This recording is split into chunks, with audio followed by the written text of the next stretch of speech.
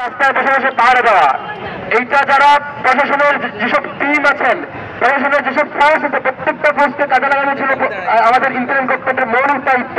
এবং ইন্টারিম গভর্নমেন্টের দায়িত্ব ছিল কোনো একটা জায়গায় যদি প্রশাসনের সেই লোকেরা ব্যর্থ হয়, তাহলে সেখান থেকে জবাবদিহিতার আওতায় নিয়ে আসা, তাদেরকে সহজ করা, তাদের চাকরিকে বরখাস্ত করা, প্রয়োজন নতুন করে এই ফোর্সগুলোকে নতুন করে লোক নিয়োগ করা, তবু সেটা রিফর্ম করা সুযোগ ছিল। আমরা 1 বছর পার হয়ে গেছে, এখনো গভর্নমেন্টকে সেই আমরা দেখতে পাই না কার্যকরী অবস্থা নিতে।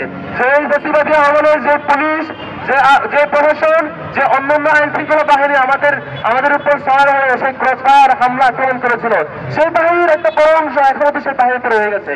সেখানে রিফর্ম করা যেটা কথা ছিল, আমরা দাবি জানিয়েছিলাম, সেটি তারা আমলে নেননি। আজকে তারা তাদের দায়িত্বের গাফলতির কারণে প্রত্যেকটা জায়গায় যে বিশৃঙ্খলা হচ্ছে, সন্ত্রাসী কার্যক্রম হচ্ছে, যেখানে পুরো জাতি, সকল শিক্ষার্থী, সকল বয়সের মানুষ আওয়ামী লীগের সন্ত্রাসী কার্যক্রমের সরাসরি বিপরীত অবস্থান নিয়েছে, সেখানে গভর্নমেন্টের ফোর্স যে ব্যর্থ হচ্ছে, তারা দায় সারা বক্তব্য দিয়ে পার পাওয়ার চেষ্টা করছে।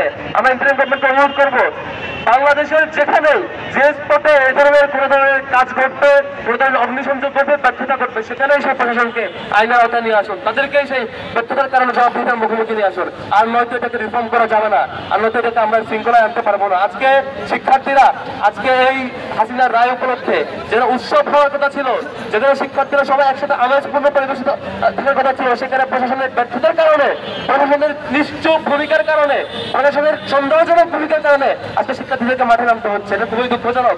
তবে হ্যাঁ, যারা মাঠে নামার চেষ্টা করছে তাদের ব্যাপারে আমার একটা অবজারভেশন, সেটা হলো যেই পার্টির টপ টু বটম সবাই পালাতে বাধ্য হয়, যে পার্টির বিরুদ্ধে স্কুলের শিক্ষার্থীরা তার ইউনিফর্ম নিয়ে স্কুল থেকে ক্লাস টাইমে বের হয়ে প্রতিবাদ জানিয়েছে, যে পার্টির রোলের বিরুদ্ধে সারা দেশের সকল মানুষ রক্ত দিয়ে, জীবন দিয়ে ভূমিকা রেখেছে, কিভাবে তাদের সেই কিভাবে তাদের সেই সাহস হয়, কিভাবে তাদের সেই চেতনামুক্ত আবার জাগ্রত হওয়ার সুযোগ পায়, তারা রাস্তায় নামতে চায় আমাদের বিরুদ্ধে। আমরা বেঁচে থাকতে সেটা হইতে দিব না।